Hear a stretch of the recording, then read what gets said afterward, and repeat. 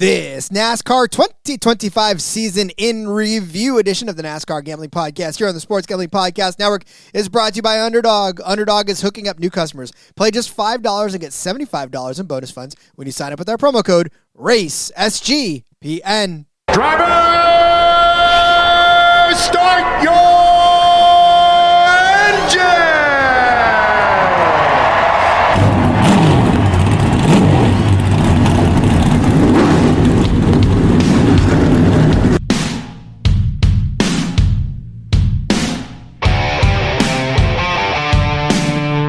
Strap in and pull those belts up tight as the Sports Gambling Podcast Network presents the NASCAR Gambling Podcast. I'm just gonna put my foot on the floor and I'm not lifting till I see God or a checkered flag.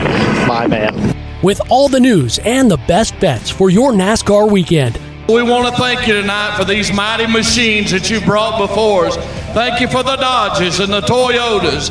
Thank you for the Fords. Lord, I want to thank you for my smoking hot wife tonight, Lisa. In Jesus' name, boogity, boogity, boogity. Now, here are your hosts, Rod Villagomez and Cody Zeeb. Welcome into another episode of the NASCAR Gambling Podcast here on the Sports Gambling Podcast Network. He's Cody Zeeb. I am Rod Villagomez, and we have reached the end of 2025 today, the very last day. Of course, if you're listening to this on the actual podcast today, the very last day of the 2025 calendar year. And then if you're watching this on YouTube, then psych, just kidding, it's a day early. But we wanted to come to you live so we can get some fan reaction as we go through this. But of course, as always, we're here today to put to rest the 2025 year. And just, we're going to here to reflect. Cody, you gave us the idea a couple of weeks ago just to reflect on the 2025 season and all the goodness and drama and just sheer frustration that it brought us. And I feel like this is a good way to end the year. Yeah, absolutely. I completely agree. Just kind of go back and review it, right? Who was disappointing for us? Who let us down? Who did the opposite? Who made us? Who brought their level up to where we need to keep an eye on them going forward? All kinds of questions we're gonna just kind of ask each other and talk through today. We want you guys' feedback. So if you're live in the chat, give us your answers to these questions as they come up. If you're listening after the fact, comment on YouTube, comment on Spotify, Discord, wherever. You can find us everywhere. We want to hear you guys' thoughts on who was your biggest disappointment or surprise or any of these other questions we ask. This is going to be a fun one. Not really like we don't have to follow a certain list of things. We don't have to follow a certain, we got to get all these guys' odds in or whatever. Just freestyle, baby, like we do, and talk NASCAR and reflect on what has been the 2025 season and year, and prepare to launch into 2026 for hopefully the best year ever. I remember, and you don't, because in 1983 you were not alive yet. I was not. But 1983, 1985, I just recall sitting there thinking about the 2020s and how far that seemed like it was away, and that I don't ever think that I'd live to see a 2020, let alone 2025, let alone 2026. And then I'm sitting there thinking, because I was listening to a show and they were talking about 2050, and I did the quick back of the napkin math, and very much could be around for 2050. It just feels like these astronomical years that we're living in, and it just crazy. Much closer to 2050 than 1983, Rob. Don't remind me. It's crazy. So we'll take a look back at 2025, look ahead to 2026 in the coming show. JDK checking in saying, evening fella. JDK. Which one? Fella. I think he means I guess two, he's just saying hi to one of us. We got to figure out who it is. No. All right, that's the first topic of today is JDK saying hello to Rod or myself. That's a very good question. Take the 50-50 bets on that. So we'll break that all Sounds down. like a Kalshi question. Who is JDK saying hello to, evening to? Trade that on Kalshi. All right, but before we do any of that, I just want to remind you that it's so easy to get all of our free picks and podcasts in one convenient place, and that is the SGPN app. Go download it for free in the App Store. All you got to do is type in SGPN. JDK's already got the S for you already, so just type in GPN. It's a tie, Rod. Whoever bet both is the winner right there. So yep. the tie. All right. 2025. Trick question. It was neither of us. It was both. It was everybody. All right. 2025 in the books. Obviously, we know that Kyle Larson got promoted to Admiral Shook and basically took home his booty and title. Shout out to him collecting some booty down under. Took home big sprint car race down in I think at Perth, I believe, in Australia there. So that was just a couple of nights ago on, I think it was it Sunday night or Monday night. I saw he picked up a big win down there. So shout out to the good Admiral, Rod. Max Verstappen would never. Yeah, it was weird. I looked and didn't see Max Verstappen's name on the entry list. Strange. I'm sure there was a good reason for that, but yeah, only Kyle Larson's name. So Red Bull, take that for what you will, Rod. Red Bull gave him wings, but it didn't fly him out that far. That's all there was to it. But no. So again, it was Kyle Larson taking on the championship and kind of defying the odds because of the fact that in the beginning of the season it just did not look, and then of course after Indianapolis it really didn't look. Yeah, I mean, we literally gave him the nickname Captain Shook because of how horrible the entire second half of his season went. And really, you look, even the championship race did not go his way. He was not very good in it. He didn't lead any laps. He finished, fourth place and won the championship. I mean, just obviously the way the circumstances folded out and Denny Hamlin, the bad luck, I guess you could say, at the end of the race there and things going. But, yeah, it's crazy, I guess, how badly it unfolded, yet he still found his way to the championship. So really does speak volumes about the greatest race car driver in the world. Bro. Hey, when it's your year, and factors can't hold you back. So, yeah, it was a year, like we said, that gave us Kyle Larson's second championship run. There was a lot of great things that happened, a lot of crazy things that happened. So, Cody, I guess we just pretty much start at the let's get the negative stuff out of the way. Let's start with the negative and then work our way to a happier entry into 2026, because I want to know who was the biggest disappointment for Cody Zeeb in the NASCAR 2025 season. Who or what? I guess we don't need to pin it down to an actual driver. What was a big disappointment? Who was a big disappointment? Just what was it? Yeah, so there's different levels you could definitely look at this on, but the first guy that jumps to my mind, and that's pretty much, I wrote a lot of these questions out, but I didn't actually give them much thought because I kind of wanted it to be reactionary. But Tyler Reddick's the first guy that jumps to mind for me. Wins the regular season title in 2024, wins a bunch of races, comes into the season with pretty high expectations. We had the championship tickets in 24, got so close, right? He makes the Final Four. And then you come into 2025 and really disappointing is how you would describe his season, because he did absolutely nothing. He won no races. He was not a contender in the title fight. He was not a contender in the regular season championship.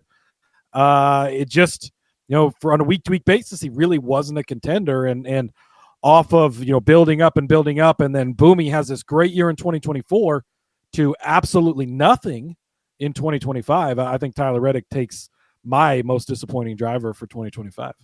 And I'm sure he probably feels the same way as he's taking it home this season. And for him, I mean, again, it was just a matter of, I guess I don't know.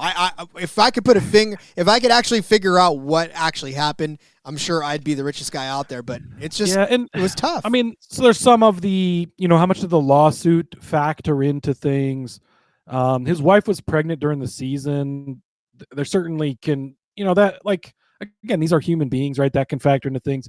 His son did have some issues, and I don't want to keep going back and blaming that, because I don't think that's proper to go back. But just there's other things going on, right? Maybe there were some distractions there.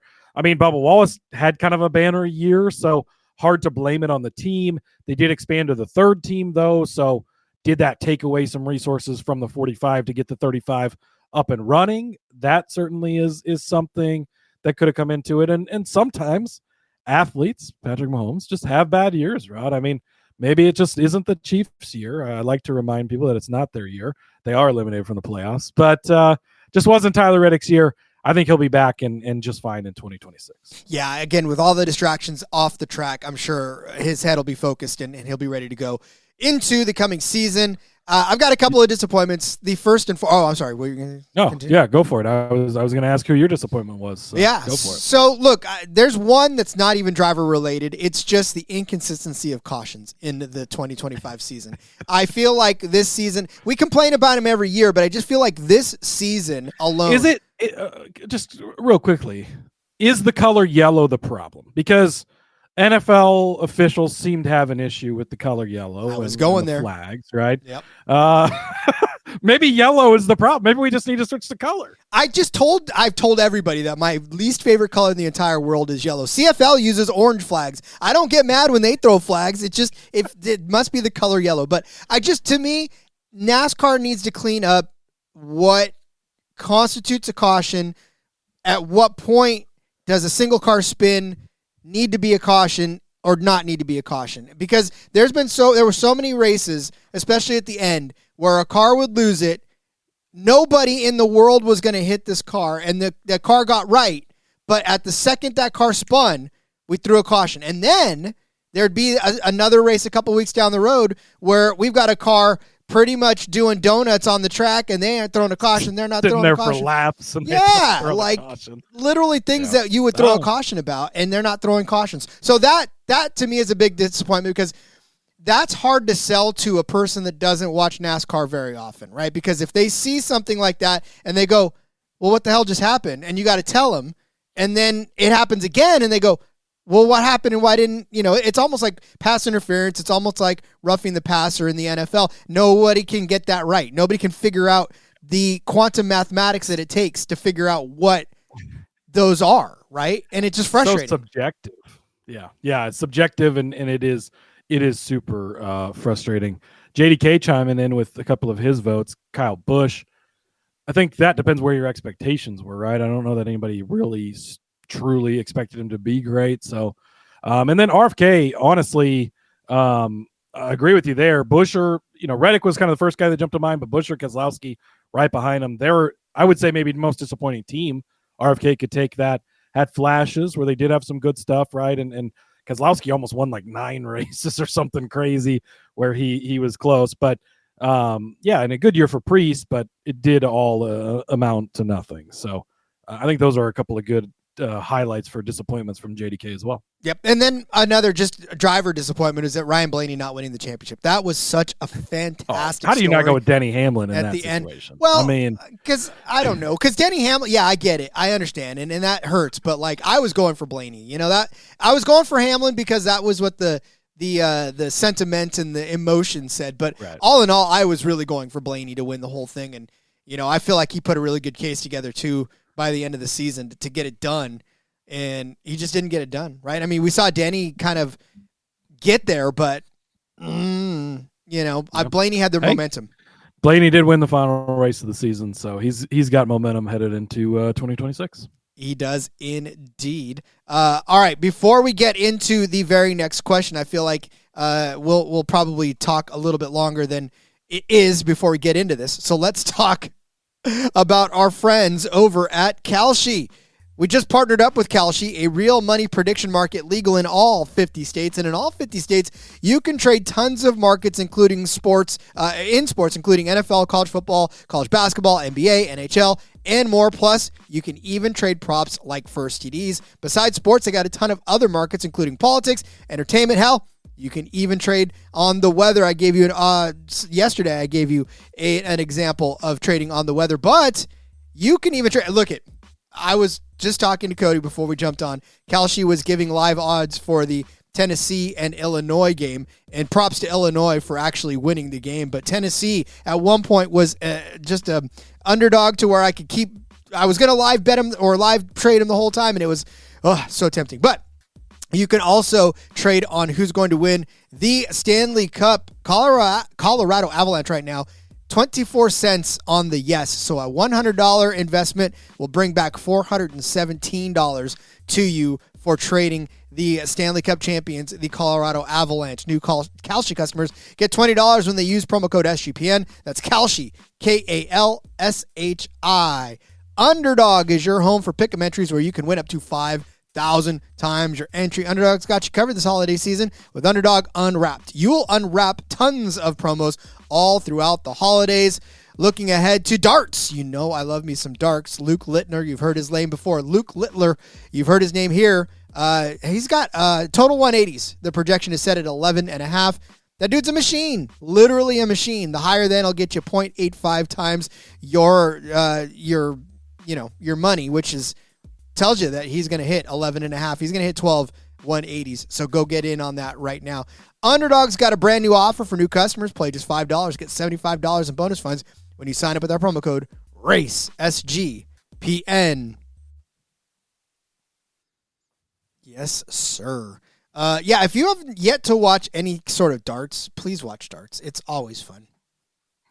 Darts is entertaining. Rowdy Nation checking in says, Cody, you, sir, are a busy man today.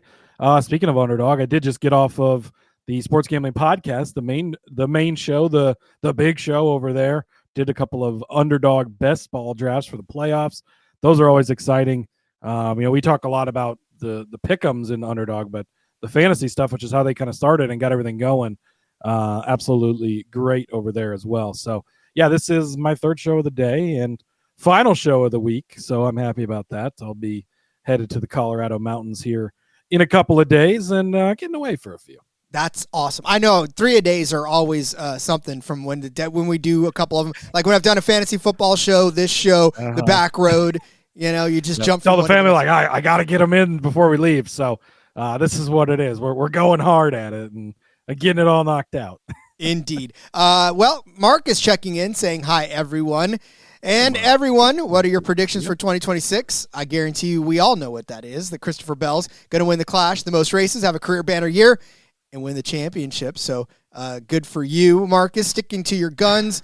Speaking of 21 years of frustration, 21 years of trying, KFB wins the Daytona 500. That's Rowdy Nation's. Is it 21 or 20? He might be at 22 now, actually. It's a lot. It is a lot, and it continues to climb at this point. So, all right. How about let's move on to you've got a list of questions here, and I like it. So we're just going to keep going down this list. How about the biggest surprise of 2025, something you did not see coming? Well, I've got two for this, if you'll allow, Rod. No. I think Chase Briscoe is one. We talked about him going into the season. We thought he would start the year slow and then be okay. But to the level he got to, I did not see that coming. I was, when they chose to put him in the car, it was kind of like, man, have we seen anything? I don't know. He made us a fuck ton of money this past year, so absolutely love him for that. Just cash bet after bet after bet. Amazing playoff run by him, getting to the championship race, having an opportunity there. So I would say he's probably the biggest surprise. But the other guy that comes to mind, Carson Hocevar. We saw flashes right in the rookie season, but he really flourished last year, and not to winning races level, but to competing for races level, and really putting himself on the map. So much so that we talked about him earlier in the week when we were talking about silly season 2027 stuff. Maybe he gets an opportunity in a ride like the 48 car, right? So I would say that he's definitely was a surprise for, okay, this guy is for real and has some talent and is going to be in the Cup Series for a while. So Chase Briscoe, Carson Hocevar, I think those are my two biggest surprises for 2025.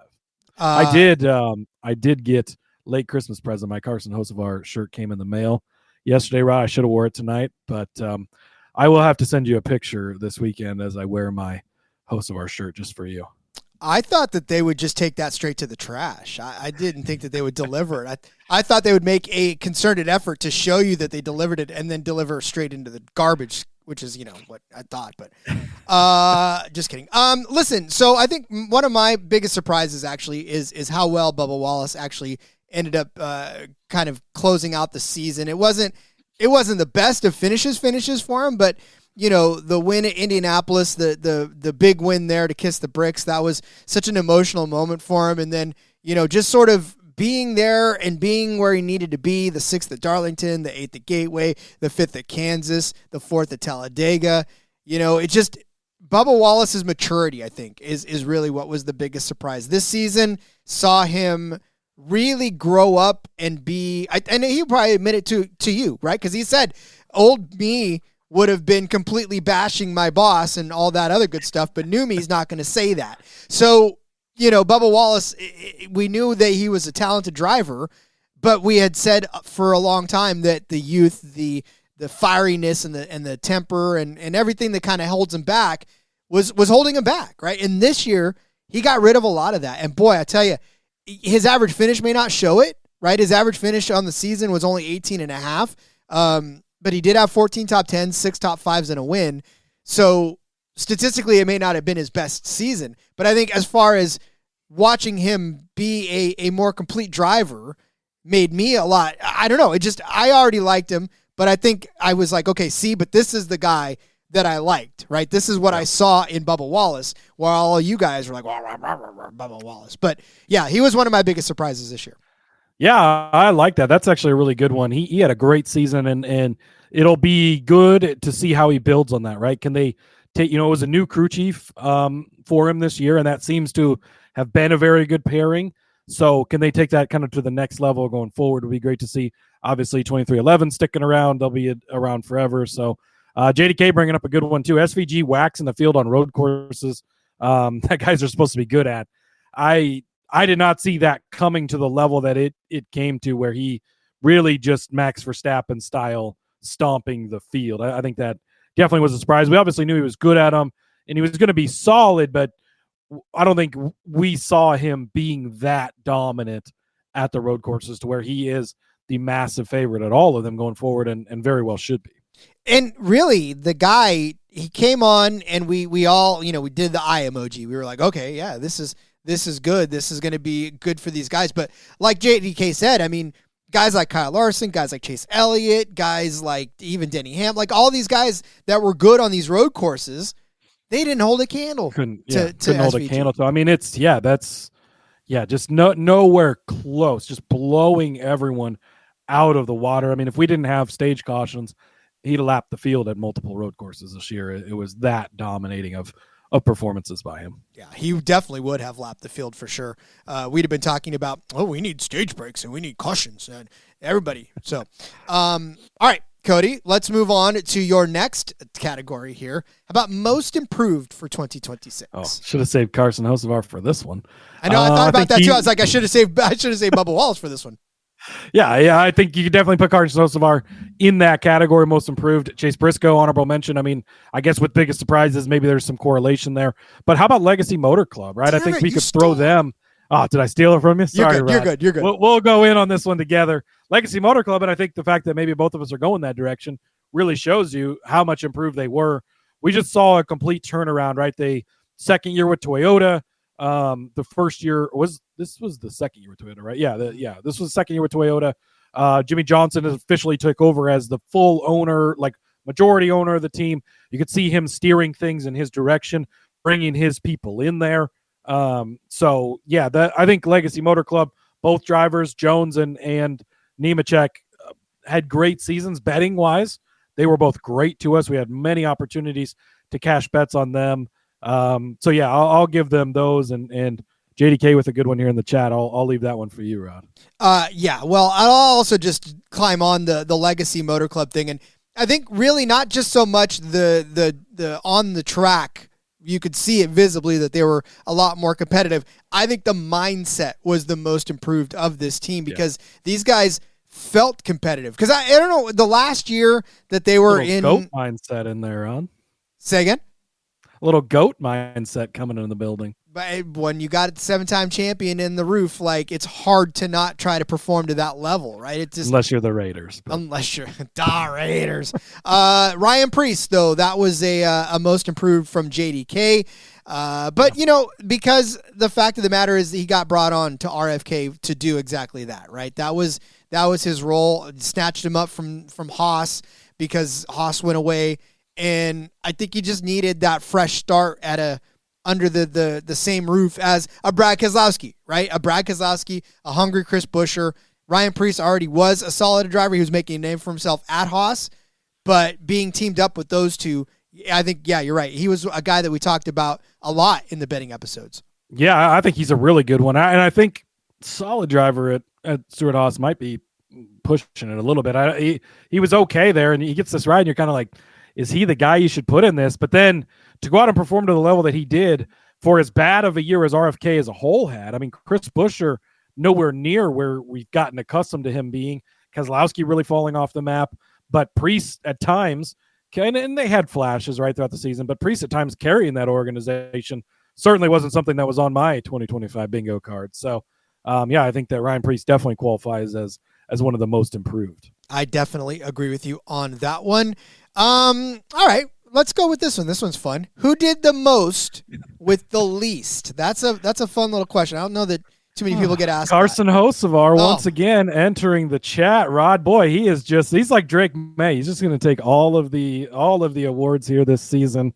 No, what about Ty Dillon? I think actually a guy that really pops up. It was a banner year for Ty Dillon, and if you want to talk about most with the least, right? He is pretty close to the least, but we saw some really good runs and really good performances out of Ty Dillon. I was trying to pull up his stats. I mean, still, 33rd in the final standings at the end of the day, but and really it's only one top 10. Yes, there was 19 laps led in there, but just week to week, his overperforming where you expect Ty Dillon to be, I think is just something that, when we're talking about guys with lesser equipment, more towards the bottom of the board, that really kind of surprised you throughout the season. Not every week, but Ty Dillon, a guy that jumps to mind for me. Yeah, again, because of the colleague equipment it's good, but it's not, all that. Although Rowdy Nation, I do agree with you on that one. Can't wait to bet Carson Hocevar under wins. Smash the overbay. It's going to be set at a half. And Hocevar is probably winning the 500. He's probably winning at Nashville. There might be another one in there, Michigan or something. I don't know. I'd say 6-7 wins for Carson Hocevar in 2025. Oh my God, that is insane. Now I need a new co-host because that is just irresponsible. Rowdy Nation also tossing in Zane Smith out there.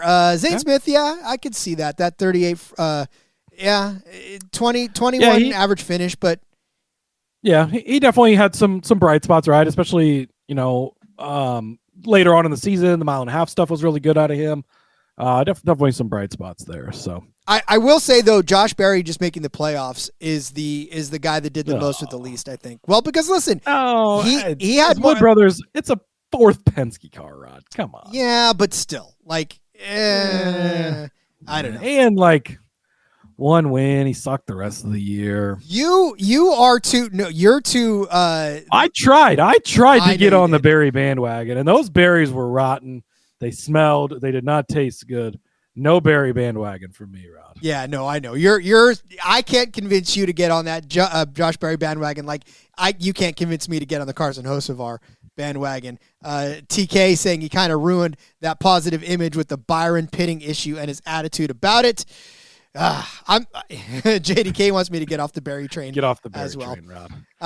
Berries are rotten. I like fruits and berries. They're so good to me. But yeah, I think that's a fun one. Dale Jr. would be proud, Rob. Thank you. Dale Jr. is the conductor, and he Fred Flintstones the berry train at times. My feet will be raw because of all of the ground I'm pounding to try to get there. Okay. And yes, TK giving Harrison Burton all the credit because they had more money from making the playoffs with Harrison Burton. That's why Barry did okay. Hey, Harrison Burton, and he did well in the O'Reilly series, right? Yes, and shout out to JDK. He did keep telling us that Barry was a fraud. I took too long to realize it, but yeah, sometimes you get there eventually. Okay, speaking of getting there, let's get here. Team of the year, my friend. Who is the team of the year? And there's a lot of. I can start if you want. Let's let you start with this one. It's obviously the team that won the whole championship. It's got to be Hendrick Motorsports, right? And not just because of the fact that Kyle Larson won it all, but William Byron was always in the mix, and then Chase Elliott was somewhere. But this is tough because here's the thing, right? So yeah, Byron and Larson steal the headlines. Elliott, Bowman were sort of the guys that were filling out the rest of it, which doesn't make much sense. But you can't even put JGR really in that mix too much because... Yeah, look at the 3 cars, though. Well, I mean, if you take Gibbs out of the mix, the 3 cars that JGR has, they were better than the 3 top Hendrick cars. Granted, yes. That's true. You got the ultimate prize. You won the Super Bowl with Hendrick. I'll give you that. I was trying to think. I mean, obviously, we've already spoken about legacy. I think that you could include them. I don't know if you want to say, quote unquote, team of the year, but definitely most improved team, right? Obviously, you kind of go between Hendrick and JGR, I guess, at the top of the board just because of that. I think there's an argument to be made for Trackhouse because they have clearly found something in SVG from a rough, a diamond in the rough back in the Chicago days to where we're at now, to signing Connor Zilic and really securing that lineup. Like, if you want to broaden out your definition of what the team did this year, Trackhouse with a lot of W's on the track, literally, and off the track as well, with having the lineup that they have going forward, putting themselves in position, not guaranteeing, but you're probably going to win at least 5 races every year as a smaller team that has been, just because of the lineup you now have with SVG and his road course domination, with Zilic as the up-and-comer, with Chastain, like the season they had, right, with all the SVG wins. The Chastain, he won the 600, I think, at Charlotte. And so if you want to skip past the top teams, I'd say that's a team that kind of jumps out to me as maybe getting what the team did overall award for the year. So if you really want to kind of parse this down into what the stats say, right? So JGR, 13 wins on the season. It was 6 for Denny Hamlin. It was 4 for Christopher Bell. It was 3 for Chase Briscoe. And then it was 8 wins for Hendrick, right? 3 for Kyle, 3 for Byron, 2 for Chase. Alex Bowman held out of victory lane. I kind of agree with TK that Ty Gibbs and his drama single-handedly drags JGR down to the point where Hendrick deserves it more. I mean, not be wrong. Larson was shook for half the year, but to John's point, Byron did have a great year. Byron had an amazing year. Only 3 wins, which is still a good year, but wins the regular season championship. I mean, was in it all the way till the end, right? Had a shot in the championship race. Clearly those are the best 2 teams. I think you could argue that either team gets the award. JGR maybe with the better overall performance throughout the season. Hendrick gets it done in the Super Bowl. So, although both Super Bowls really, because they won the actual Super Bowl to start the season and the championship at the end of the day. But Trackhouse from the Trackhouse is coming in with a chair. Wow, they hit Hendrick and JGR over the head. Trackhouse is the champion, Rob. Oh, the humanity. Oh, no, yeah, absolutely. No, and look, I'm with you on the Trackhouse being one of those dark horse because of the fact that they have their SVG that can just continually stomp everybody. And, look out for them now when they put Connor Zilic in there, when both of those guys figure out SVG's ovals. Starting to get good on ovals. Oh, buddy. It's over. Oh, boy. Over. All right. Speaking of over, show's not over. We're coming right back after this, where I tell you about my friends. What a tease. Woohoo! Novig. We're brought to you by Novig. Novig is America's #1 sports prediction market. With Novig, you're getting the best prices. Oh, man. How about the Thursday slate for college football? One of the more important slates out there. Oregon taking on Texas Tech in the college football playoffs. Oregon, you are getting on Novig a 2.5-point favorites out there at even money, plus 100. I'll tell you right now, there are some books that are charging minus 108 for that same 2.5-point spread for Oregon. So, telling you, go grab that on Novig because you're getting a much better deal over there. Download the Novig app and get $50 when you spend $5. Use our promo code SGPN. Get in on the action with Novig, promo code SGPN. Rhythms crushed the NFL this season, especially on props. They've been really good at identifying when to fade players and take those unders. College basketball up and running, and with 300-plus schools, Rhythm has predictions for every single night, every single game, which, like a nice drink of choice, whatever beverage of choice it is, it pairs nicely with the daily TCE shows with Matt Colby and Noah. Every game, you are prepared. Super easy to sign up. Run predictions off the house model or make your own and play with the sliders. With so many sports and the holidays, makes it easy to get an elite prediction on a game so I can focus on other sports. Speaking of big games, how about the 49ers taking on the Seahawks? It gets no bigger for either one of them. NFC West on the line. #1 seed in the NFC on the line as well. How about tight ends? AJ Barner, the rhythm prediction model is giving us over 36.5 receiving yards at -114. Barner's done this 2 games in a row. We just watched the Chicago Bears tight end run wonky over that non-existent San Francisco defense. Feels like a very good opportunity for you to get in on it and use our promo code SGPN25 when you download the Rhythm app. You're going to get 25% off of your first month. Download Rhythm. Use promo code SGPN25. I would rather not see another tight end play against the 49ers. I just don't want to see another offense play against the 49ers because that defense was horrific. Well, when your offense is that good, you don't need a defense, Rob. Thank God for that. Well, it's because they're all hurt, but whatever. All right. So let's save this next one for the very last. How about let's go to the most underrated driver or team or whatever of the season. Carson Hocevar again? Jesus Christ, Cody. Get off of Carson Hocevar. He just keeps coming up in all these thoughts, Ron. So most underrated, that's certainly an interesting question. Trying to think and kind of look through the list here. Bubba Wallace, honestly, might be a really good one. You brought him up earlier, but just the season he put together, it wasn't overly hyped up, right? I mean, you look at the top, Christopher Bell is not in that category of holding the iPad and saying, and I took that personally anymore. Like he gets the respect he deserves. So yeah, I'm going to go with a Bubba Wallace. I think kind of underappreciated, underrated to a degree, and does good. Rowdy Nation with Zane Smith again. That's a pretty good one. John R. Nemechek as well. Nemechek actually might be the best one for this category, just because really put together a solid, strong season, just continually a guy we could bet on, and you knew you were going to have a chance when you were betting on him. So, Nemechek, I think actually I'll take in the top spot here. I like that, but so Ross Chastain's a guy that you expect big things out of, right? But the season that he put together, I think, was underrated. He did finish 10th in the points overall, and he did it in a way that was not flashy, right? I mean, he only had one win on the season, right? Yeah, 4 top 5s, 12 top 10s in a season where you didn't hear his name a lot. And so I feel like because he was still able to put together at least a 10th place finish overall, that it kind of goes under the radar, right? Ross Chastain, somebody you expect to be jockeying for wins each and every race, but this year it wasn't. With Shane Van Gisbergen sucking up all the oxygen over there in Trackhouse. 2311? Trackhouse? No. In Trackhouse, right? Shane Van Gisbergen taking all of the glory over there. Ross Chastain sort of slept into the background, and I feel like it was one of the most underrated drivers this year. Yeah, that's actually a really, really good one.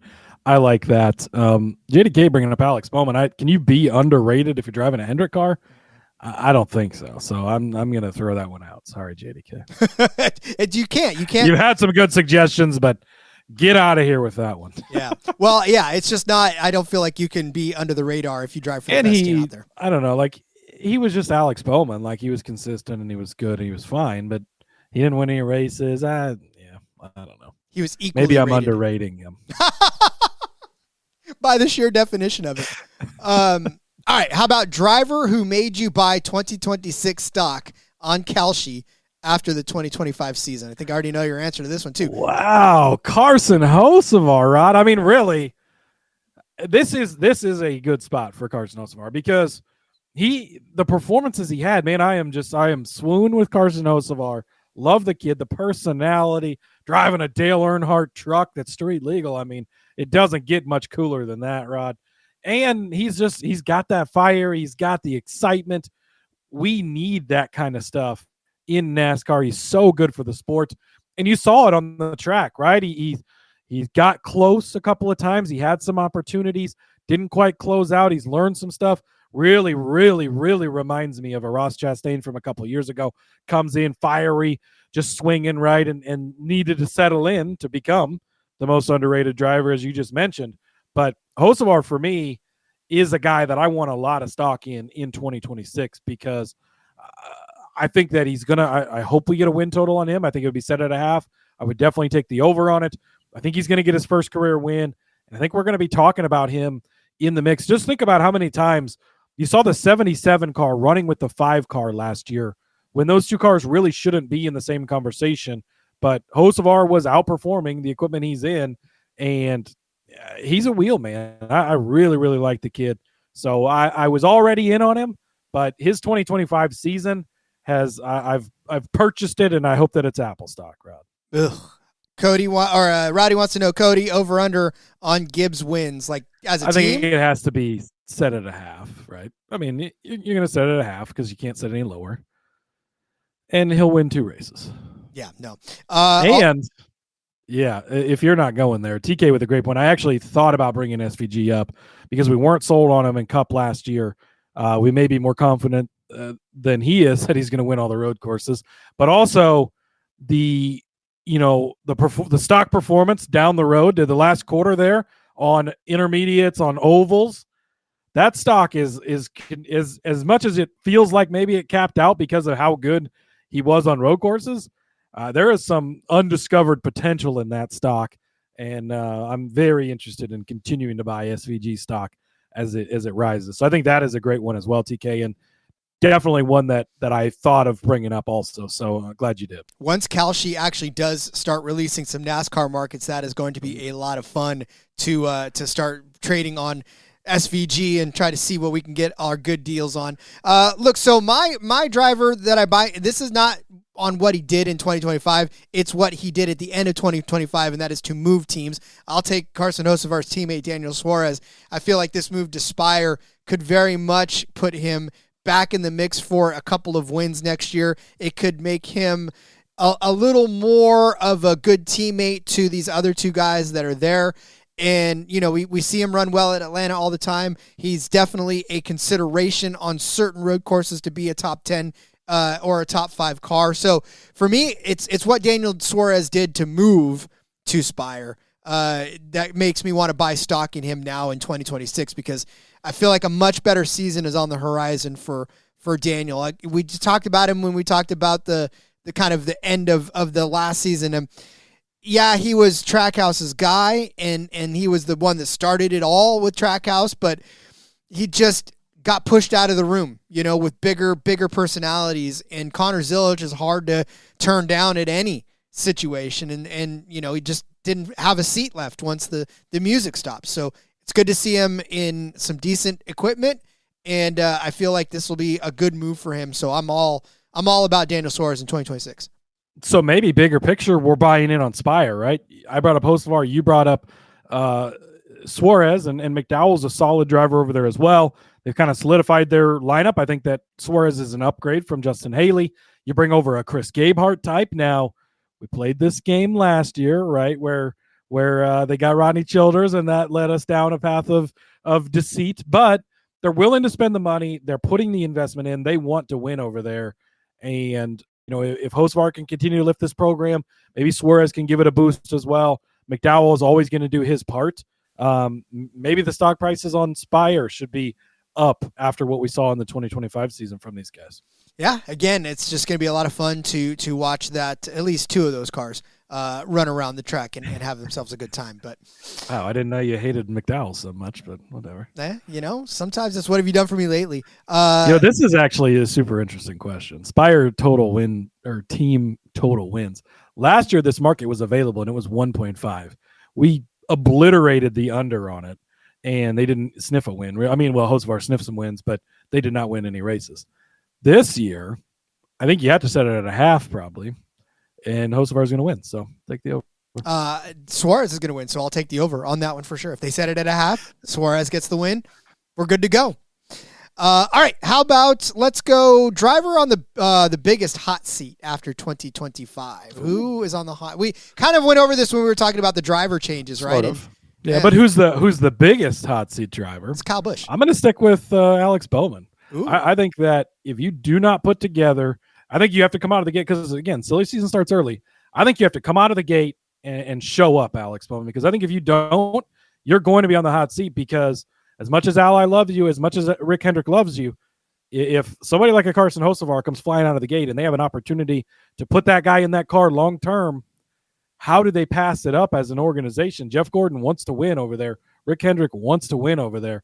Alex Bowman to me is the driver that potentially on the hottest seat, and it's not so much because of a 2025 performance, I guess, but just because of the situation coming into 26, lack of wins last year, step up or get replaced. I think the seat under Alex Bowman, and maybe this is just wishful thinking, is hotter than a lot of people think that it is. And really mainly because of what we talked about earlier too, right? With the team, the status of the team makes the seat even hotter. Rowdy Nation saying Cindric or Cindric, and we did talk about Cindric a little bit in the driver. We were talking about the contracts a couple days ago, and that is a hot seat. Kyle Busch is on a hot seat right now because his contract is about to. Is Busch on a hot seat though? Like Childress does not want to replace him. You're not going to get anybody that's worth more to your program, whether it's winning or not, than Kyle Busch for where Richard is right now in his program. And like if he wants to come back, I think they'll gladly have him back. I don't know that he's on the hot seat. I think he might have some other opportunities where his seat is hot to potential suitors. But I don't know if Chase Elliott is not on the hot seat, JDK. That is the coldest seat in the garage because he is a cash cow, and he's going to continue to bring in money. He's the most popular driver. Merch. Napa loves him. Merch said, he ain't going anywhere. He's locked in through 27 anyways, but he's probably got that ride for many years to come. Okay, I'm going to go out of order with these next ones because I want to know one change NASCAR must make after 2025. Well, I think the low-hanging fruit is the playoffs, right? I think that's become the consensus for what needs to be changed is overhauling the playoff system, overhauling the championship system if you want. So that's kind of the low-hanging fruit. If there was another change I would want to implement, do you have any ideas on a change you would want to implement, Rod? I mean, a lot of mine revolve around the idea of a caution. Officiating. Yeah. And the amount of laps that we run over cautions. What on the jolly green earth are we doing? We're running 500 laps under caution. Yeah, it's like, especially stage cautions, like it should be throw the caution, run a caution lap, pit everybody the next lap, and we're green the next lap. There's scoring issues. They got to get everybody lined up right. I get it. But in today's day and age, it's pretty simple. Like all that stuff is electronic. It's not, you're not looking over at Judy here and making sure she's got the right car on the wrong lap or whatever. Like it's all electronic. Let's get them fucking lined up. And if they don't, put them in the back and go. I think that is definitely a great idea. But yeah, I can't think of any I'm honestly pretty happy with the state of where NASCAR is right now. The lawsuit I think has brought some good positive stuff out. We have the evergreen charters. That could have been something you could have said, right? Is let's make that for team continuity and stuff. And I think the playoff one is kind of the big one, right? I think the current system worked out just about perfectly this year because you ended up with a deserving champion no matter which of the four won it. It was exciting race, all of that. But overall, it's been coming for years where it needs to be changed. I think it will be changed as we get into the new year. That's kind of the big one, I guess. Yeah, well, and it's funny too because I was watching. I keep going back to the Daytona that I was watching because it's just such a different landscape, especially when the single file starts with the lap cars on the inside. Lap cars on the inside. Oh, that's the good old days, right? Man. Like I thought to myself, this is such a strange concept now as we go to the choose era. Yeah. Imagine trying to explain that to somebody who doesn't like. It used to be that when they lined up for a restart, the lead lap cars lined up on the outside. Everybody who was lapped, 1 lap, 99 laps, 300 laps down, doesn't matter, lined up on the inside and would race mixed in with the other guys. There's some crazy. They used to race back to, instead of the lucky dog, a caution would come out. You'd race back to the line and you'd have lap cars.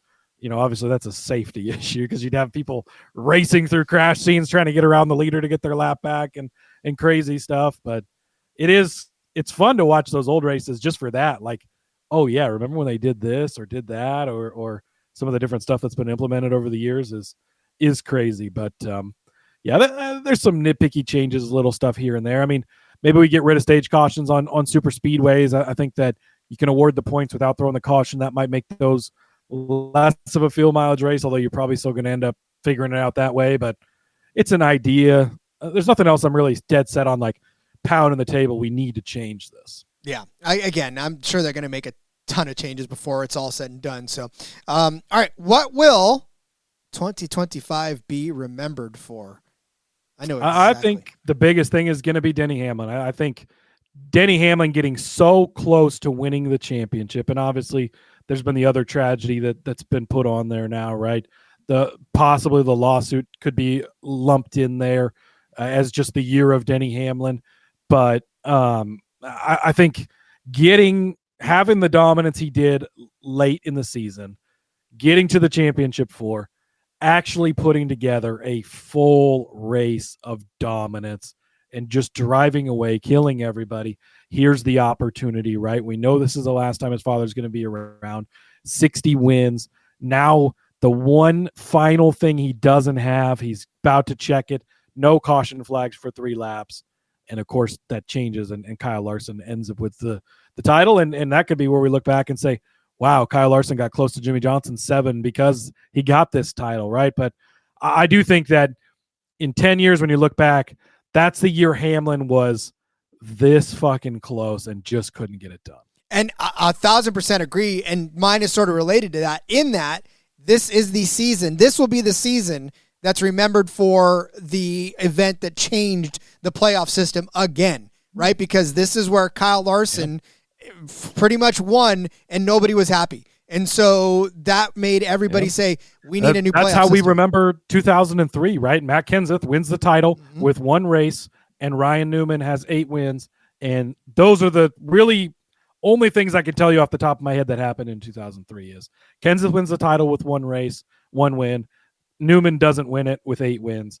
And that launched us into, essentially what we have today through many iterations of it. But, and then, TK with the second story, maybe SVG dominance on road course. That's assuming that doesn't stay up, because it might just be remembered as more of a period than a single year of SVG killing everyone on. Why are you stepping back from everything, TK? You've been telling us for years how good this guy is.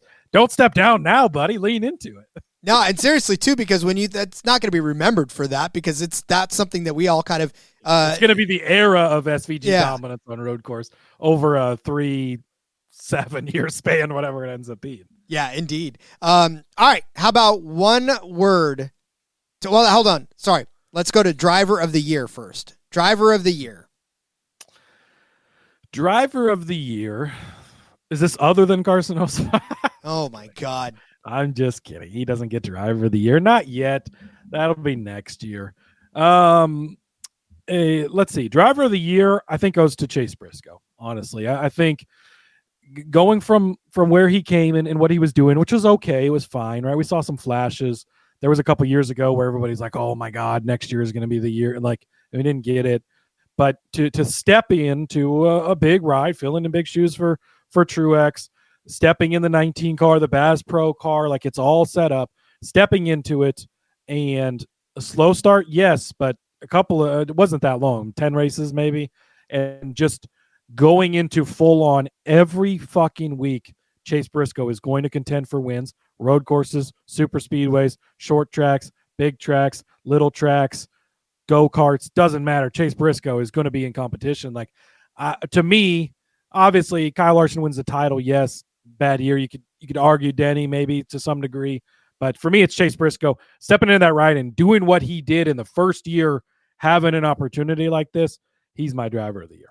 Yeah, I feel like there's definitely a lot to be said about that, and I'll go with you on that, because Chase Briscoe is great, but I will give the tip of the cap, and not just because of everything that's happening right now, but Denny Hamlin, obviously, you said you could make a case for him, and I will, because 6 wins, right? Most in the series, 14 top 5s, 18 top 10s.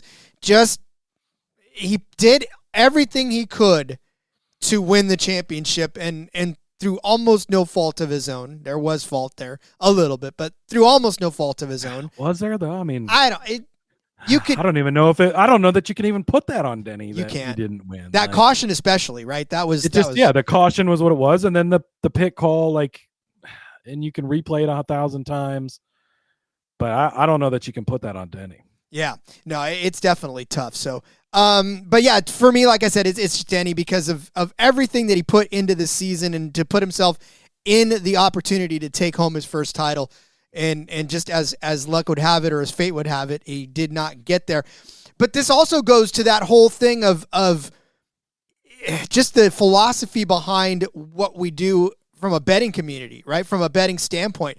The situation, everything, all the factors could be clearly the best, right?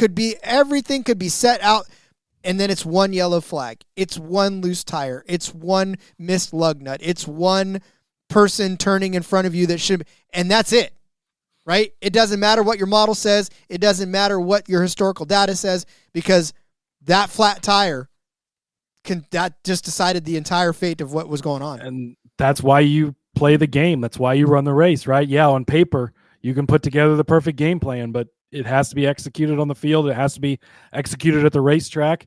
That's the reason we love sports so much, honestly. So, yeah, that's a great point there. And oh boy, I had another point I was going to make, but to flash back to the 2004 NASCAR Thunder game, Rod.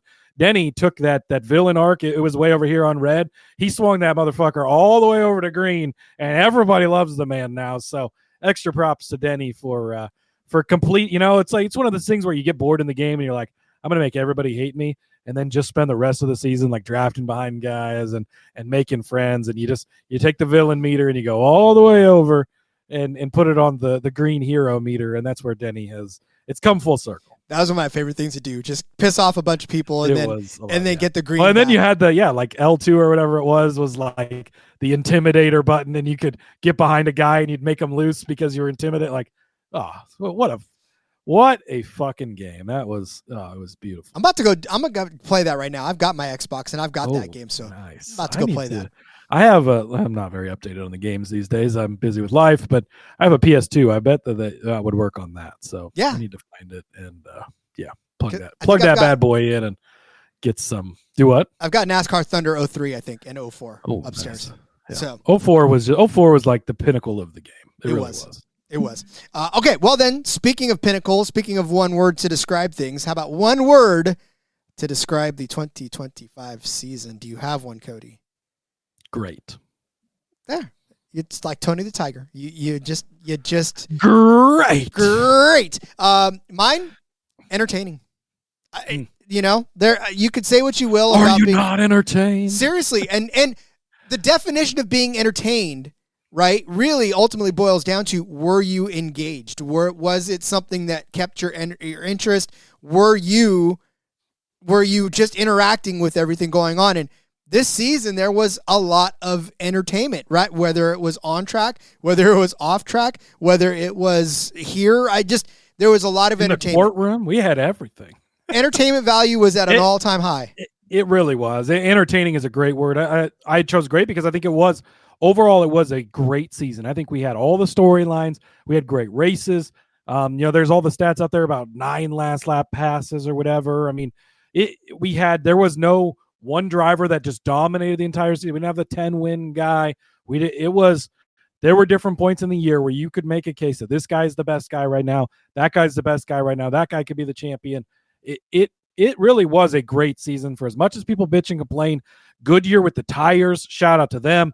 They have figured that out. I know TK was talking here about if they go back to the 2024 tire, please do not continue on this path we're on with tires. That has become a huge part of it. That changes the game completely. They don't know how to prepare for some of this stuff, which again is why we love the unknowns, is what we love about sports, having to go out there and perform no matter what the conditions are. Oh, it's snowing today. It's raining today. It's tires, whatever it is. JDK puts it perfectly. NASCAR fans need to appreciate the fact we still have good racing with a lot of excitement. It is not 1995 anymore. I love going back and watching those races as much as anybody else does. But we have in 2025 extremely good NASCAR racing. NASCAR is on a trajectory upwards. It continues to move that way. NASCAR leadership, for the most part, is pushing it that direction, will continue to. And I think the sport is in the best, healthiest spot it's been in a long time. And I'm so happy we're so deep in the sport right now because it's just going to continue to get better and better. So great. Sums it up for me. Entertaining sums it up for me. So speaking of which, we put to bed the 2025 season and the 2025 year. Cody, this marks our, third season together as a show. We'll begin our, is it fourth? 24, 25. This is 4 complete. We started in 22, the beginning of the next gen era. So we have done 4 full seasons, Holy over 700 episodes. Wow. Yeah. And we're just going to keep rolling right into 2026, baby. Sure as hell are. Season 5 begins. Well, it's already begun, I guess. There's no delineation point, but yeah, it's like the TV show. Like, it's a new season. Okay, it was just on last week, but whatever. They're like, wait a second, you just turned the calendar. That's all. But yeah, we will turn the calendar with you and put to bed this year, which we've enjoyed each and every minute with it. Look, I'll tell you, like I tell every time we get to one of these points with these sort of pinnacle points of the shows, and that I cannot, for the life of me, fathom how I've been able to keep going with this show each and every day without you, Cody, without everybody out there listening. It's phenomenal when you reach 700 episodes and you look back on it and you go, this is something you just do every single day. You can get burnt out some days. You can just feel like you just, oh my God, I got to do this again. But the energy that you guys bring me, the energy that you bring, Cody, this show is a part of my life. And you guys are all a part of my life. And it's just, I'm so grateful for it. If I look back on 2025, it's been another year where you guys have allowed me to do the very thing that I love the most. Yeah, I completely echo everything you said. Listen, without other people who listen, and it blows my mind the number of people who listen and reach out and talk about the show and how they found it, and we love to hear those stories. It's crazy, and we appreciate you guys. Thank you so much for riding with us. It's been such a fun journey. I'm really sad that I don't get to talk to you again until next year, Rod. But you got to do it, right? It's the end of the year. I had to throw it in there. But yes, we'll be back next week, obviously, because that's the new year. But I'm looking forward to it. I can't wait. And 2026, Rod, make NASCAR betting fun again. That's what we're going to do here on this show. Let's fucking go. You said it. You got it right. You remembered it. I wrote that shit down, motherfucker. Hey, we need to get that in the merch store pronto. Ooh. Talk to. I'll save it. I got a surprise coming up for it. Ooh. I'll just keep it under wraps for now. Ooh, I like that. All right. Make NASCAR betting fun again. Right? Make NASCAR betting fun again. All right.